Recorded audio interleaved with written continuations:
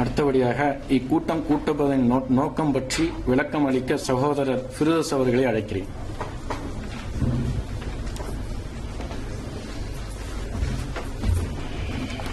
பிஸ்மில்லாஹிர் ரஹ்மானிர் ரஹீம்.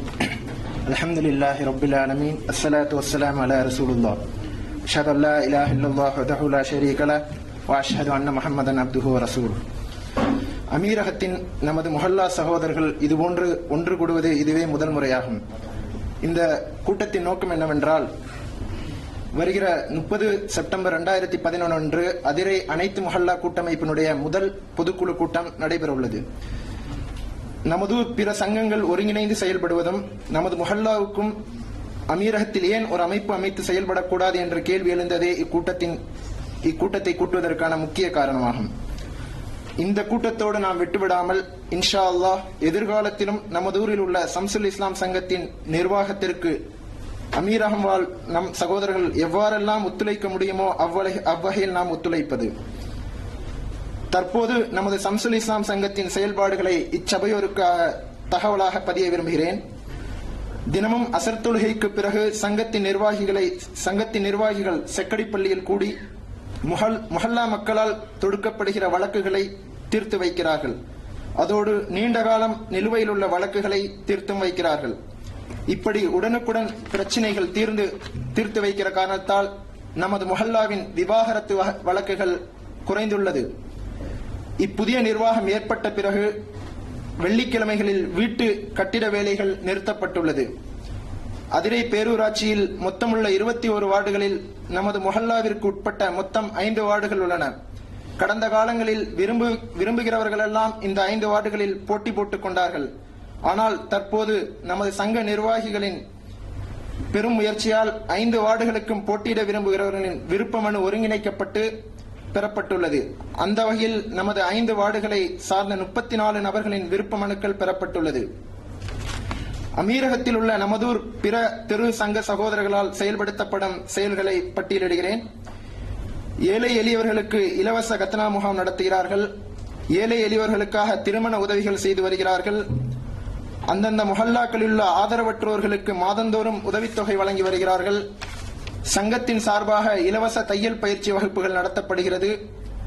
முஹல்லாக்களின் சாலை ஓரங்களில் மரக்கன்றுகள் நடப்படுவது. ரமலான் காலங்களில் அமீரகத்தில் உள்ள முஹல்லா சகோதரர்களிடம் ஃபித்ரா ஜகாத் வசூலித்து அவர்களுடைய முஹல்லாவிலும் தேவையுடையோருக்கு வழங்கி வருகிறார்கள்.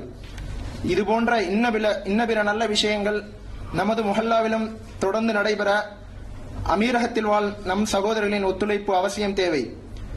இந்த முயற்சி அதற்கான ஒரு தொடக்கமே. இதனை தொடர்ந்து திட்டமிட்ட முறையில் சரியான பாதையில் முன்னெடுத்துச் செல்ல சீரிய நிர்வாகம் தேவை.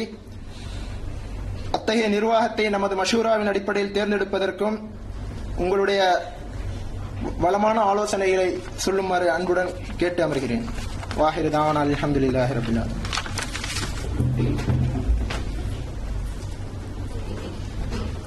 அடுத்து சகோதரர் அபுல் கலாம் அவர்களை சில கருத்துக்களை வாங்குமாறு கேட்டுக்கொள்கிறேன்.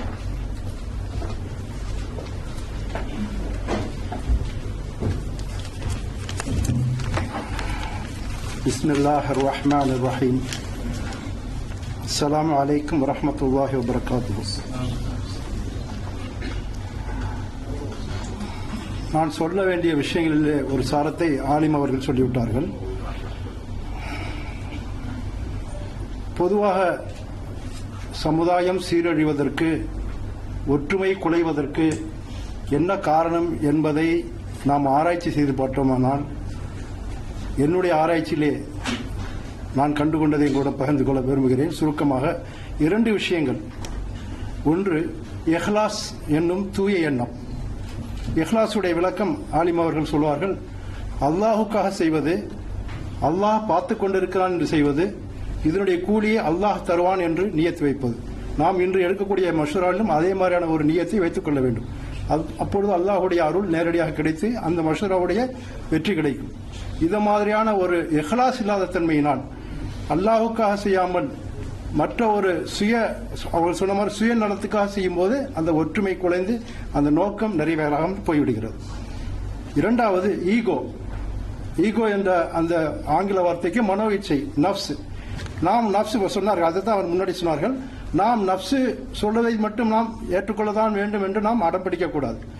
எல்லோரும் மஷூரா செய்து அது அல்லாஹ்வுடைய அந்த பரக்கத் கிடைக்கும். ஆக அந்த ஈகோ நம்ம விட்டுவிட வேண்டும். அது இந்த விஷயம் குடும்ப நிர்வாகமாக இருந்தாலும், அலுவலக நிர்வாகமாக இருந்தாலும், இந்த கூட்டமைப்பினுடைய நிர்வாகமாக இருந்தாலும், இந்த இரண்டு விஷயங்கள் ஆரம்பமாக இருக்க வேண்டும். ஒன்றாவது அல்லாஹ்வுக்காக செய்யக்கூடிய இஹ்லாஸ் என்ற தூய எண்ணம் இருக்க வேண்டும்.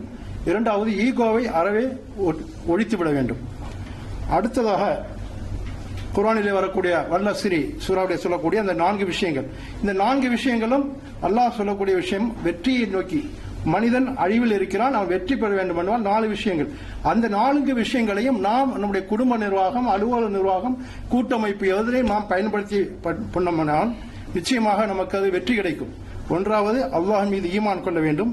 இரண்டாவது நற்செயல்கள். இப்போ சொன்னார்கள் எல்லா விதமான நற்செயல்கள் இப்போ வாசித்தார்களே, இதுபோல இன்னும் எவ்வளவு நற்செயல்கள் செய்ய வேண்டும். இந்த நற்செயல்கள் செய்யும் போது நாம் உண்மையான முறையில செய்ய வேண்டும். அந்த உண்மையான முறை செய்யும் போது சில ஏளனங்கள், கேலிகள், அவமானங்கள் ஏற்படும். அவைகளை தாங்கிக் கொள்ள வேண்டும். இது அல்லாஹ்வுடைய கட்டளை. வல்லஸ்ரி மூலமாக அல்லாஹ் கட்டளை சொல்கிறார்.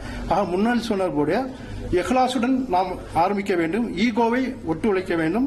பிறகு இந்த 4 விஷயங்கள், அல்லாஹ் மீது ஈமான் கொள்ள வேண்டும், நற்செயல்கள் மீது நாம் ஆர்வம் காட்ட வேண்டும், உண்மையாக இருக்க வேண்டும். அப்படி உண்மையாக இருக்கும் பட்சத்தில் ஏற்படக்கூடிய கஷ்டங்களை பொறுமையாக சகித்துக் கொள்ள வேண்டும்.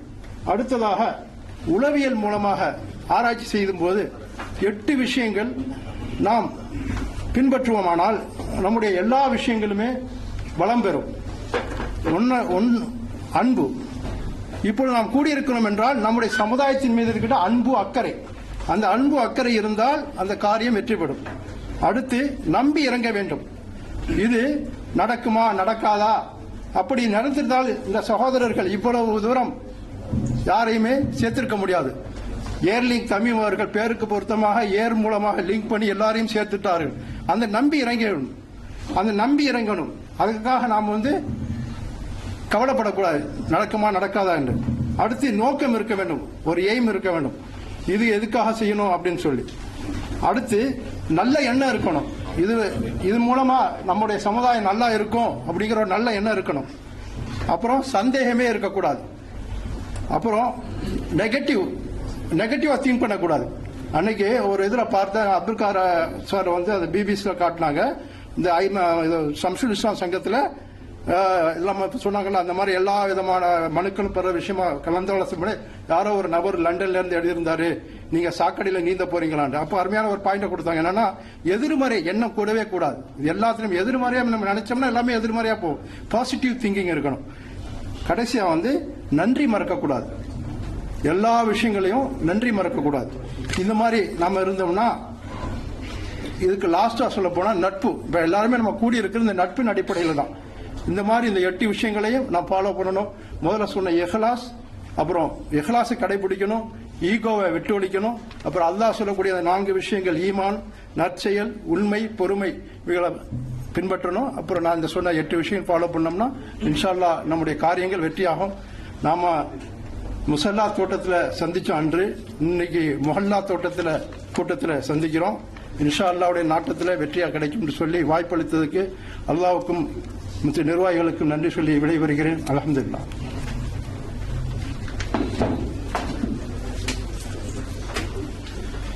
அடுத்தபடியாக சகோதரர் ஜமீல் காக்கா அவர்களை ஒரு சில கருத்துக்கள் கூறுமாறு அழைக்கின்றேன்.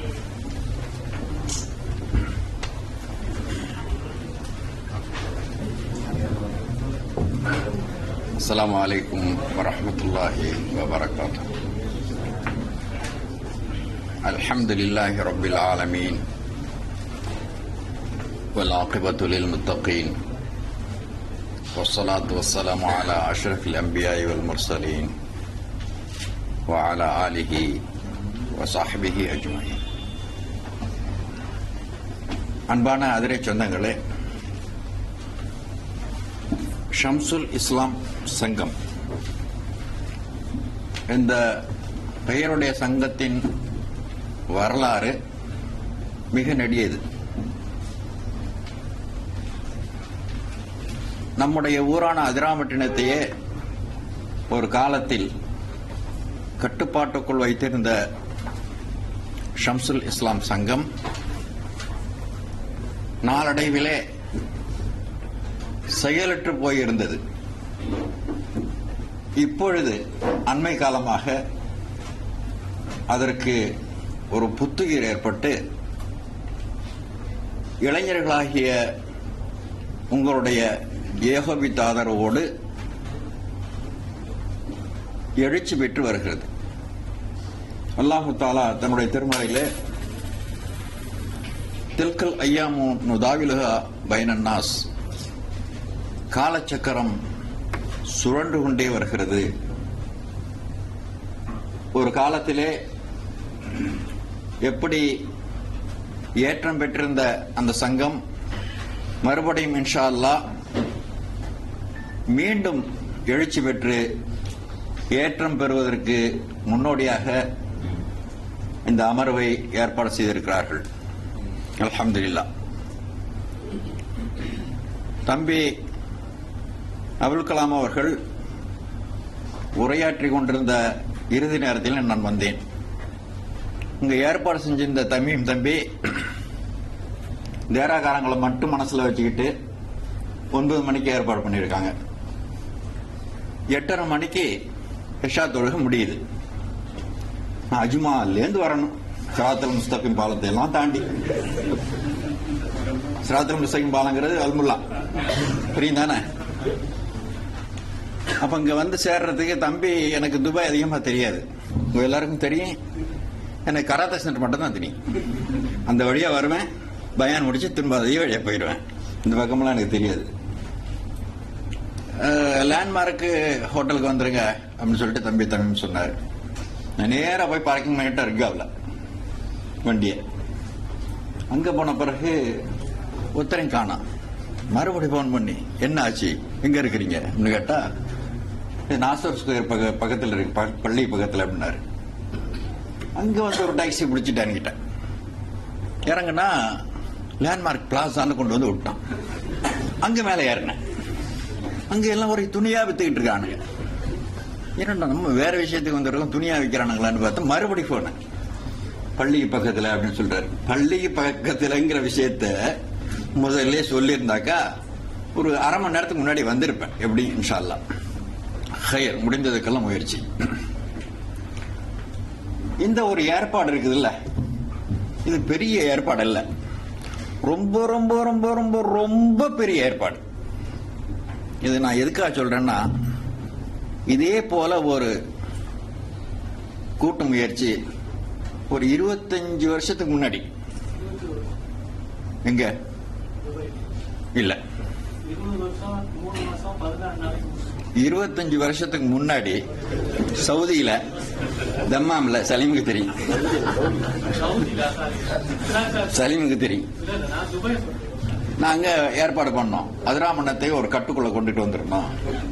ஏன்னா இஸ்லாமிய அடிப்படையை பொறுத்த வரைக்கும் ஒரு இமாரத்து இல்லாமல் எந்த ஒரு சமுதாயம் முன்னேறாது.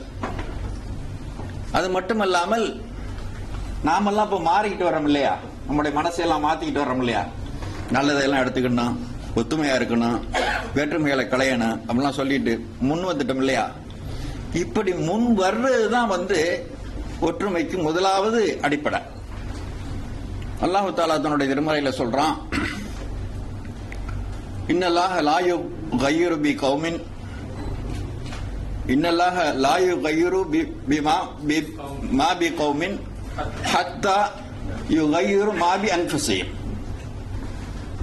ஒரு சமுதாயம் தன்னிடமுள்ளவற்றை தன்னை தானாக மாற்றிக்கொள்ள முன்வராத வரைக்கும் அல்லாஹு தாலா அந்த சமுதாயத்தில் உள்ளவர்களுடைய